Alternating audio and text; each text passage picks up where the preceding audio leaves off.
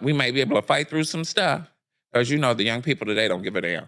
They'll fight first. I can't see young people today during slavery. It just ain't going to work. A lot of us have been dead. All that. We would have talked back. We would have not made it. You want me to do what?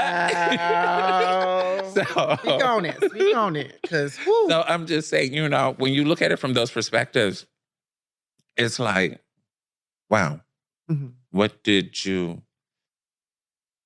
how does this happen? Me as a Black person, I'm like, nah, especially after 9/11. Yeah.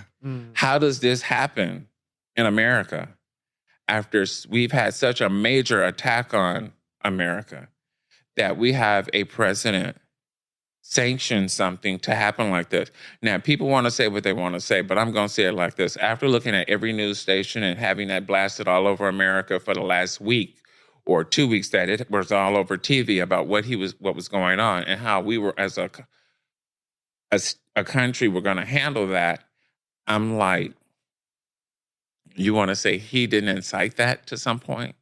And then he went back to his office and sat in his office while it happened. Yeah. He even turned on Pence, that, right? So, they were chanting to get him and they just let it. But in so many ways, now here we go again. I'm going to say this like this, but my Black folks, we had to fight the right to vote. And in this country alone, there are still more Blacks that don't vote because they feel like their voices won't be heard. But if you don't vote, how do you get your voice to be heard? My mom always say, if you're not going to do the work, then shut up. Yeah. And not even Don't just complain. that, Sabel.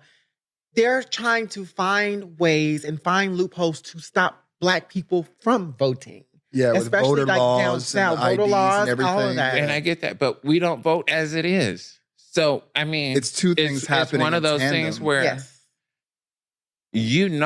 people have died in the Black community in the fight for us to vote, but yet you still won't vote.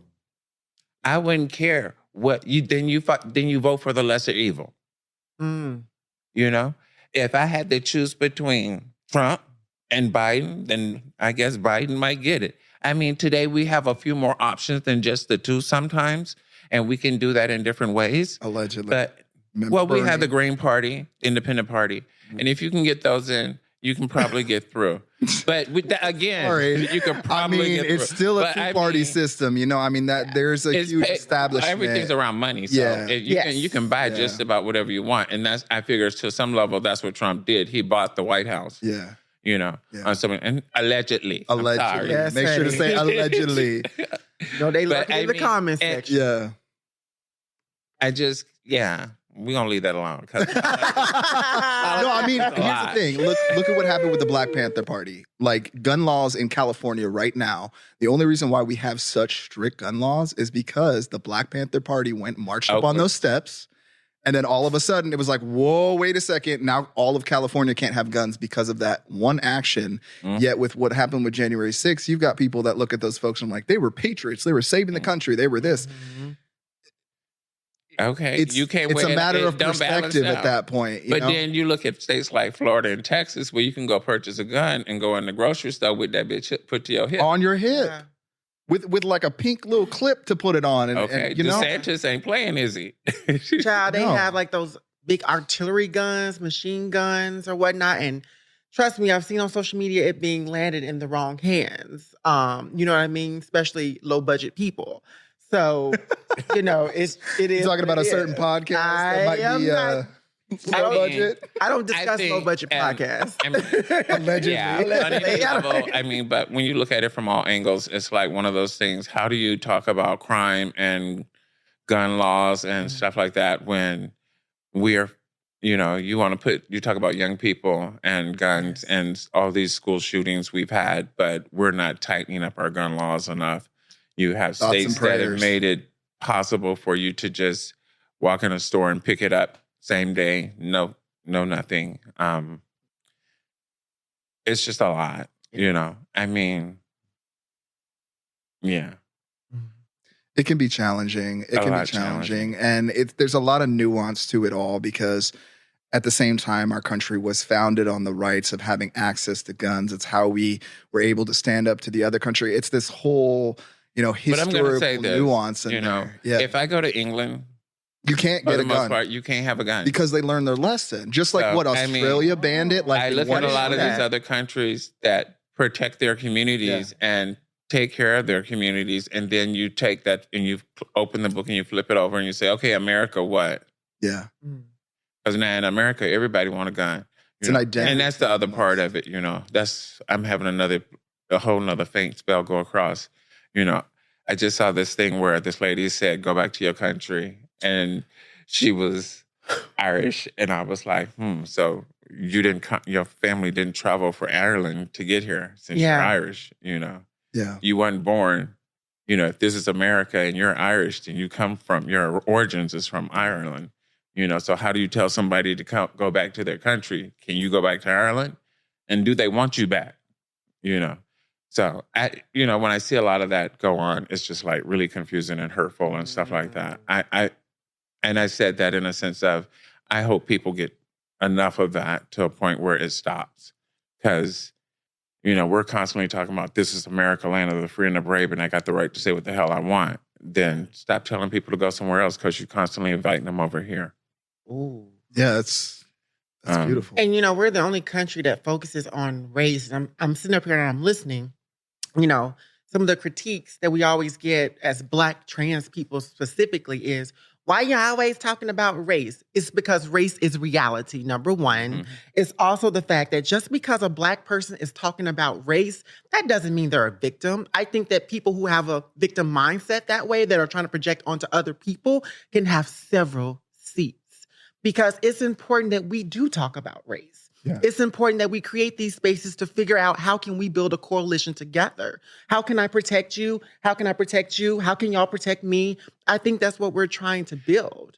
I mean, I don't, I know this whole community got issues and this got stuff going on. Community's got issues? I've never heard of that before. Shocking. Stuff in this community. The tea, it's hot. But I've never heard of it. I want it to be said, I don't ever see myself as a victim. I see myself as a survivor and an overachiever. I see myself as a bad bitch. And that part. I do what I want, when I want, how I want. But first, But if you want to book her, you know where to find it. Right? When Blossom talks about race, it's one of those things where just because I bring up race, I don't bring up race in the sense of discriminatory or anything else. Right. If I talk about race because it's been so hard, whether I'm being a Black woman, a Black man, a Black trans woman, whatever it may be, being a Black person in America is dealing with racism. Yeah. On many levels, whether you want to talk about it or not. At least one of the things I talk about a lot to my friends when we bring up race is, at least in the South, they'll say it to your face. Yes. When you come to the West or to some of these other states, they talk about it behind your back. Be brave enough to talk about me to my face. Don't be brave enough to talk about me behind my back, because when you talk about me behind my back, that's all you're doing is talking to my back. I want to affirm that, because you are so right. I'm somebody that's from Mississippi, and I'm used to racist white people, but coming out here and dealing with anti-Blackness from other people of color was a shock to me. I was genuinely shocked at how being in proximity to white supremacy really does play out here, especially in our community, our trans community. Yeah. And we have to be bold to talk about it. And I know you've been in this community for a long time and you've seen so much. I'm going to tell you, girl. Yes, tell me. It's getting deep. I'm going to tell you. You already know. So we're going there. Hold on. We got to historically, we want to go back a little bit, I mean, today you have a lot of organizations talking about Black and brown and how we're this and how we're that. Yeah. But I want you to know, it wasn't that long ago when the Asian community didn't like the Black girls and the Latino community didn't like the Black girls, and we were all separated, even when it came down to our clubs, where we go and what we did, a lot of that was separation. I came out during a time period where going to West Hollywood when I first moved here in 93, that was very much known as white boys town. Yep. And to have been a Black person or a Black gay person in LA and Boys Town during that time period, you were considered discriminated against, because unless you was sucking dick or sucking some white boy's dick or letting some white boy suck your dick and you were Black, then you weren't considered part of that community. That's why you don't see the children from Inglewood, Compton, and Long Beach come to West Hollywood that often. Still to this day, that so, effect is there. So that's why, in so many ways, and most people won't say it, is that's why the Catch was invented. The Catch gave Black folks a club to go to, and it was not that many clubs that are around where Black LGBTQ folks can hang out at. Yeah. Because when you look at what's in Hollywood and around the police and around the stores and the management and the corporacy of that, it's not made for Black folks.